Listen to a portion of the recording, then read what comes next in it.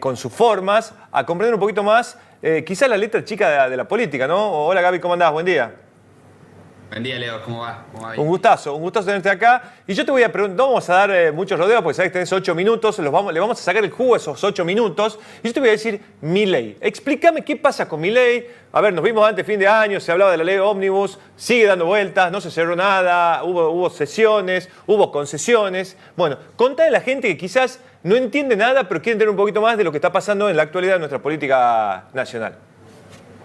Mirá, lo que estamos viendo es un candidato que se transformó en presidente primero, ¿no? Sí. Con el gran desafío de cambiar el estilo de comunicación y de tener una responsabilidad mucho más grande, y que pasó de proponer una fractura expuesta del sistema político, ¿no? De develar todo lo malo y sacarlo para afuera para correrlo, a la rosca expuesta, ¿no? A esta palabra que por ahí escucha la gente que no está tan al tanto de lo que pasa en la política y dice, che, ¿qué es la rosca? Bueno, la rosca es el arte de que si yo no coincido con Leo, me siento al frente, pero trato de que lleguemos a un punto que convenza a las partes, no desde un punto de vista interesado y egoísta, o al menos así debería ser, sino desde el punto de vista de la representación. ¿Qué quiere decir? Imaginemos lo que ha pasado en Tucumán, al gobernador de Tucumán sentándose con el ministro del Interior, Guillermo Franco, ¿no? Entonces le dice, che, el tema del azúcar, yo entiendo que vos tengas que llegar a déficit cero y necesites retirarme la plata que me pasás para sostener este régimen, pero yo necesito sostener la industria y el trabajo de X cantidad de tucumanos, ¿no? Claro. Entonces, esa negociación es la rosca. Bueno,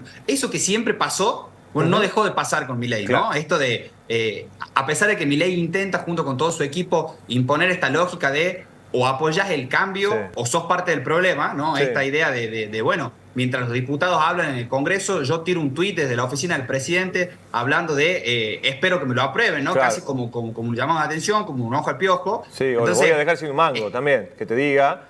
Y ahí meto la cola yo, Gaby, y se lo vincula mucho, en cierta forma, a ver, independientemente de su gusto, ¿no? Político, de su apetencia por las formas, Milei termina siendo quizás un calco en las maneras de Donald Trump. Mira, yo creo que hay una decisión de adoptar un estilo comunicacional, incluso hasta con el logotipo, ¿no? De la oficina del presidente, los colores que se parecen mucho a la comunicación que establece la oficina de la Casa Blanca, como se dice en Estados Unidos.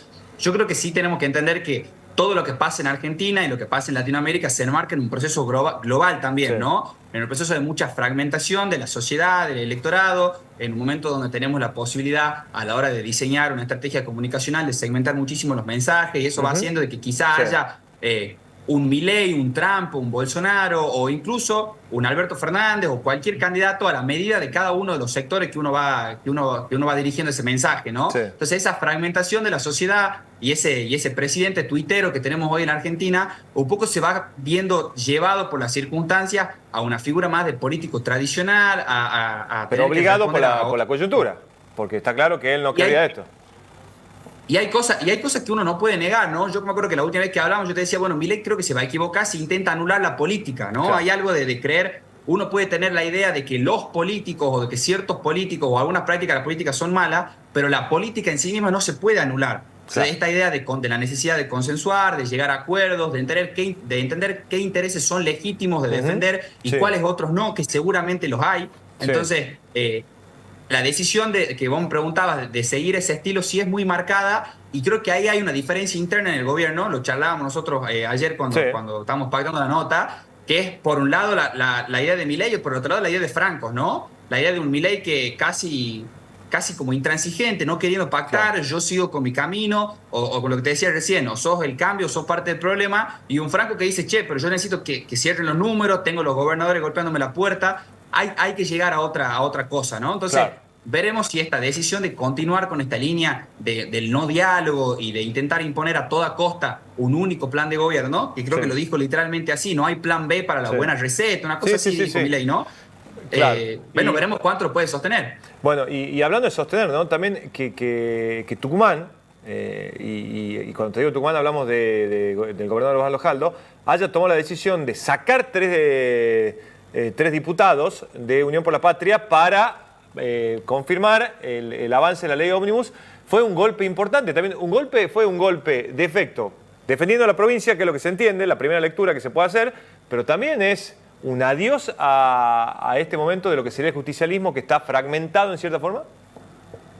Mira, yo ahí charlaba con un amigo otro día y decía, yo creo que lo que está en juego ahora es la idea de la unicidad de criterios en el peronismo a nivel nacional, ¿no? En algún momento el peronismo nacional tuvo una decisión muy importante que es lo que hoy conocemos como el peronismo de Córdoba, ¿no? Sí. Una marca que parece haber estado instalada, donde a Schiaretti le fue muy bien en los debates, incluso sumó muchos votos entre las PASO y la primera vuelta, es entender que hay cosas que no entran dentro de un mismo paraguas, ¿no? Había un gran paraguas que era el peronismo, como había Sí. otro gran paraguas que era Juntos por el Cambio. Bueno, en algún momento cayeron piedras y ese paraguas empieza a filtrar, Sí. ¿no? Entonces, si empieza a filtrar y a mí se me empieza a mojar el rancho, y bueno, creo que tengo Claro. que empezar a cuidar lo mío, ¿no? Hay Exactamente. responsabilidades en la inmediatez que son muy fuertes. Entonces, creo que la lectura que hizo el peronismo hace unos años puede ir más o menos en línea con lo que debe estar leyendo Osvaldo Jaldo hoy, que es, che, yo necesito defender lo mío, hay un peronismo tucumano que tiene esta especificidad y estas necesidades, y yo no sé si tengo tanto que ver con el peronismo de Tierra del Fuego, con el peronismo de La Pampa o con el peronismo de la Ciudad de Buenos Aires, ¿no? Entonces,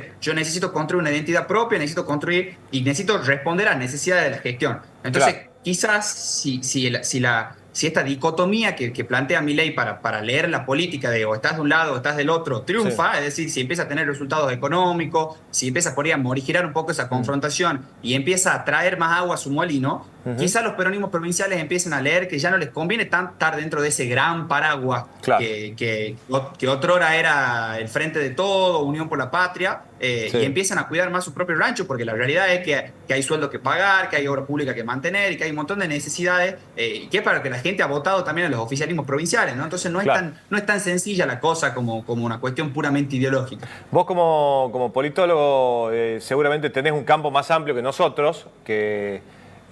¿Cómo podrías definir hasta el momento el tema de gusto o disgusto hacia Javier Milei, ¿no? La gente sigue bancando a tu forma de ver las cosas, sigue apostando a este sufrimiento, porque la verdad que es un sufrimiento que ya no te alcanza para nada, sigue creyendo en lo que se viene adelante, independientemente de los palos en la rueda que se puedan ver, te guste o no te guste lo que piensan en diferentes cuestiones políticas, ¿no? Y diferentes partidos. Mirá, hasta ahora empezaron a salir números incipientes todavía, mostrando que quizás ya empieza a haber algún tipo de duda y empieza a haber algún tipo de merma en el apoyo. ¿Qué es lo que veo yo? Quizá el gobierno equivoca si sigue pensando que su base de apoyo es el 56% que lo votó en el balotaje. Claro. Creo que ese número tiene que ser leído como una legitimidad de origen en un contexto en el que había que elegir entre una opción y otra que se presentaba muy antagónica, pero que no necesariamente implica un apoyo total y ciego a un programa de gobierno, ¿no? Y eso es lo que estamos viendo también en la votación de diputados. Es un poco, Sí. bueno, yo te doy el tratamiento en general de la ley, pero ahora en particular viene el lío, ¿no? Ahora desde Sí. las 2 de la tarde vamos a empezar a ver realmente qué representa cada uno. ¿Qué creo yo? Todavía están dentro de los famosos 100 días de gracia que se le Claro. dicen, ¿no? Sí, el Pero handicap. sí creo yo que la decisión del estilo de comunicación puede construirte consenso o puede construirte disenso. Bueno, Sí. lo mismo pasa con el apoyo. Yo creo que la gente no tiene más margen para escuchar a un Milei o a funcionarios que sigan, y voy a poner entre comillas esto, echándole la culpa a lo que venía antes, ¿no? Sí. Yo creo que la gente lo que necesita son resultados, que si bien lleva poco tiempo en el gobierno, cuando vos construiste una expectativa durante la campaña de que esto era ya y de que era fácil y de que no se hacía solamente porque no había voluntad, Claro. y bueno, tus exigencias un poco levantar, ¿no? Claro. Entonces, bueno, cuando yo levanto la vara, bueno, las exigencias vienen a esa altura y las expectativas con respecto al gobierno de Milei eran muchas. Yo creo que todavía, para hablar de una caída significativa en el apoyo, no están los números, pero faltan ahora, en estas próximas 2 o 3 semanas, vienen cosas muy importantes. Vienen los aumentos de colectivo, que hoy arrancaron también en el AMBA, que van a venir acá en Tucumán.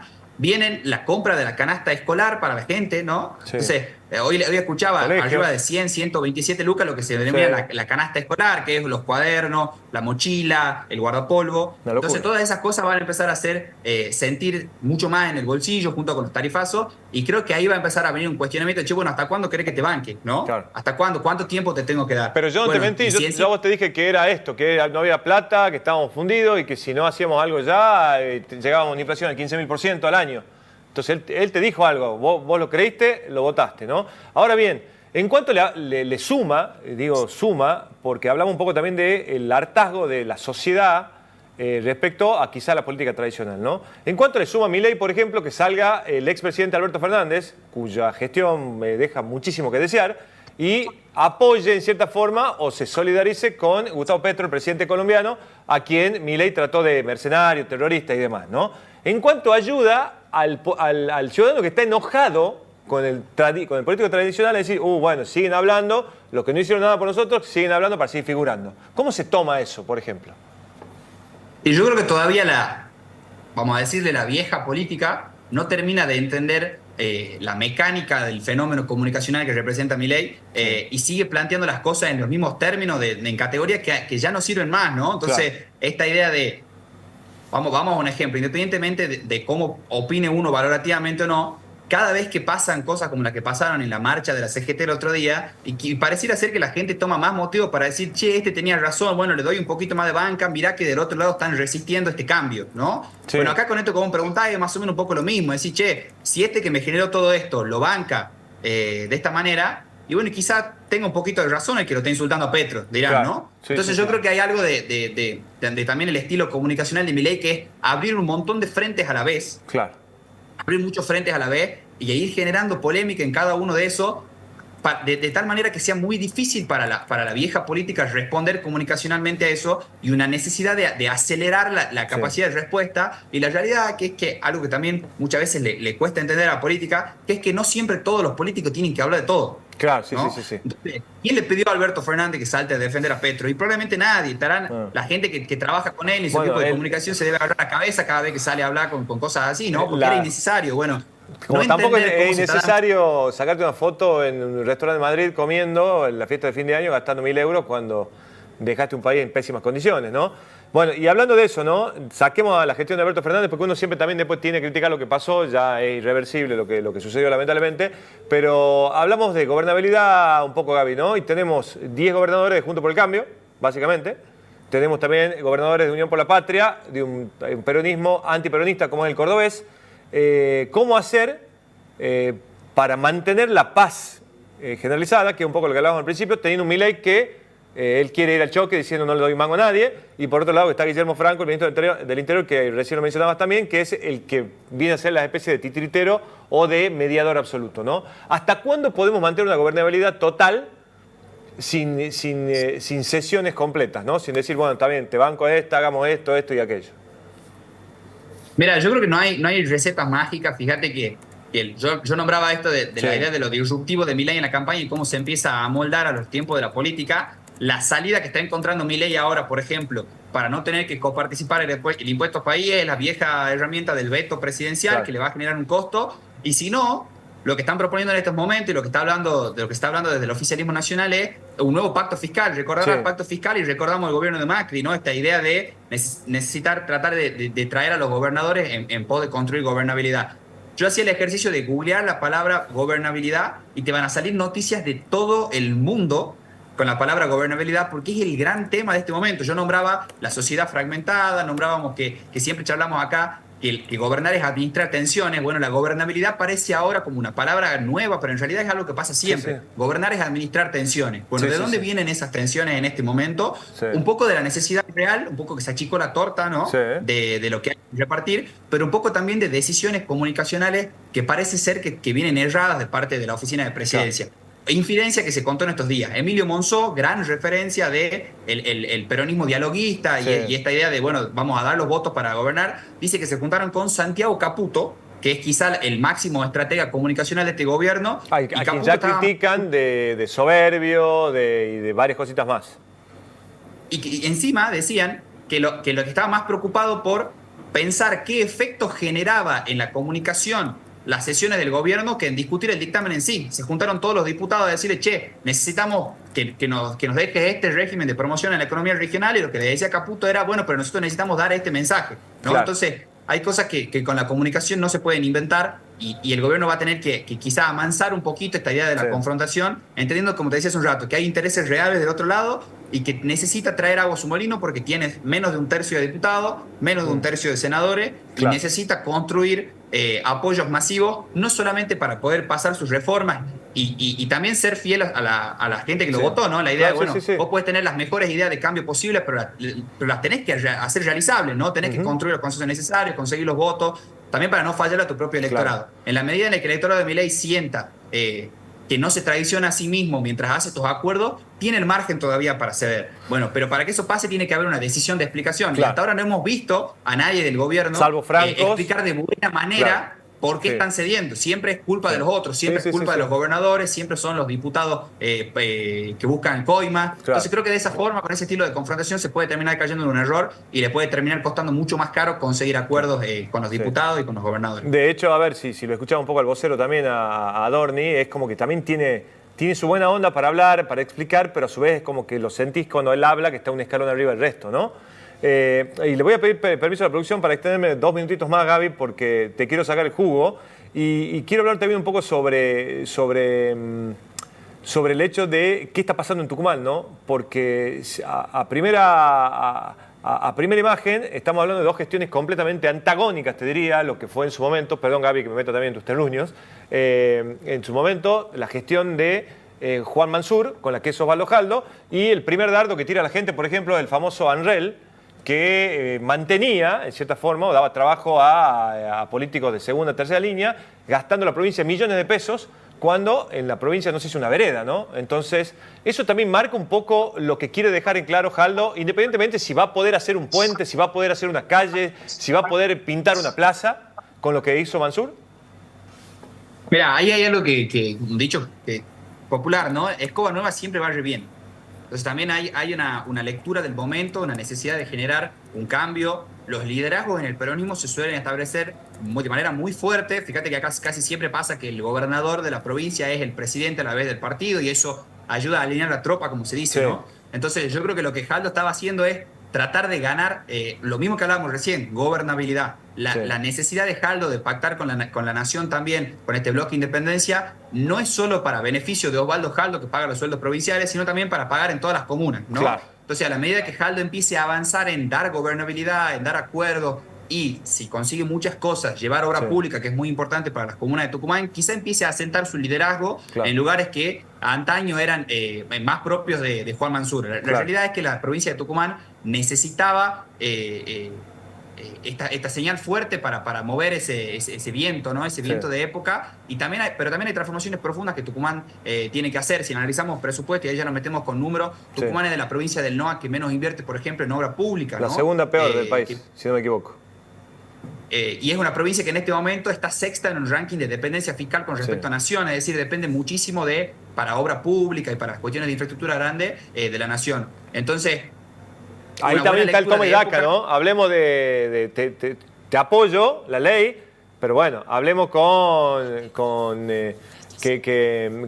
Javier, presidente, tiramos unos mangos para seguir haciendo obras, ¿no? Esto, como decimos, esto es ahí la rosca. Algo tiene que haber negociado Jaldo independientemente de sacar un poco las retenciones de los aceites derivados del cítrico, también del azúcar. Algo más tiene que haber sacado, porque a ver, que te dé 3 votos es un montón, ¿no? De la contra. Sí. Y aparte, hay algo que por ahí la gente que está lejos de la política no tiene en consideración. Las decisiones se tienen que justificar para adentro y para afuera. Claro. Entonces, para adentro del peronismo, para Jaldo representa una cuestión de decir, che, yo estoy garantizando pagar sueldo. Bueno, y ahí probablemente el acuerdo sea indiscutible, ¿no? Fíjate que las solicitadas que salieron a firmarse al otro día del bloque Independencia, las firmaron todos, ¿no? Entonces, por más cuestión ideológica que tenga cada uno, la solicitada para pagar sueldo la firmaron igual. Sí. Bueno, y para afuera, ¿cuál será? Bueno, y para afuera vendrá la justificación del cambio de época, de la necesidad del ajuste, los mensajes fuertes de reducir ministerio. Yo creo que hay una lectura que va a tono con lo que está pasando, pero son decisiones que impactan desde lo comunicacional, también desde lo financiero, pero que sí necesita Tucumán un cambio de raíz en algunas cuestiones, como por ejemplo lo que hablábamos de la obra pública, y en la necesidad de construir a lo largo del tiempo una autonomía fiscal que le permita poder generar obras de infraestructura sin depender tanto de nación. Son cambios que Tucumán necesita realizar a largo plazo. Y que bueno, si Osvaldo Jaldo logra una buena relación con Guillermo Franco, como parece que tiene que tener, fíjate que salió el tuit de apoyo también a la nominación de Scioli. Bueno, pareciera ser que hay como una lectura que intenta acompañar el viento de época para que Tucumán no quede a la deriva, ¿no? En este lío que es el país en este momento. Gaby, la última que te doy tiene que ser bien cortita porque ya le sacamos demasiado jugo a la naranja, es la legislatura. Siempre pasa lo mismo, todos los años pasa lo mismo, los legisladores se duplican a dieta y aquí no pasa nada. ¿Cómo se explica? Eso es lo que uno entiende que no sabe nada más. ¿Es tan así? ¿Que miran para ellos y no se preocupan en la gente? Sí, hubo una reforma hace unos años del mecanismo de aumento de dietas. En algún momento se la votaba a los legisladores y quizá eso hacía que la gente sea consciente de que eso estaba pasando, ¿no? Ahora es una potestad que se ha reservado desde algunos años la presidencia de la Cámara. Entonces, un poco también lo que molesta de eso no es solamente el aumento, sino que sea de espaldas a la gente, ¿no? Claro. Yo creo que lo que siente la gente es en silencio. Una vez más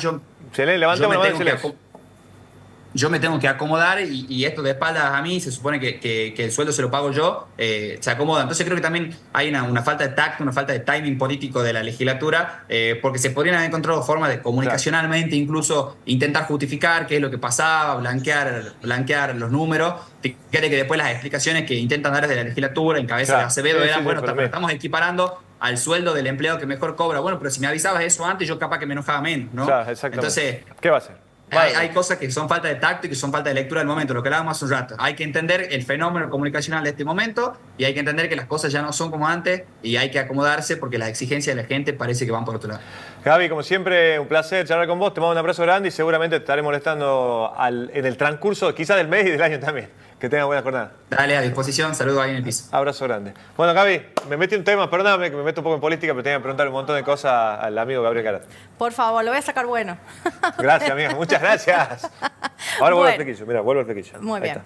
Nosotros vamos a cambiar de tema y nos vamos con información a exteriores, porque esto está pasando ahora.